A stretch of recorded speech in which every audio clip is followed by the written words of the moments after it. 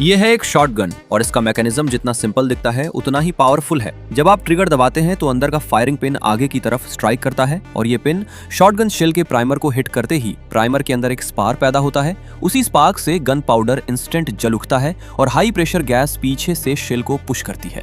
अब मजेदार हिस्सा, एक शॉटगन एक सिंगल बुलेट नहीं फेंकती बल्कि छोटे छोटे कई पैलेट्स एक साथ बाहर निकलते हैं।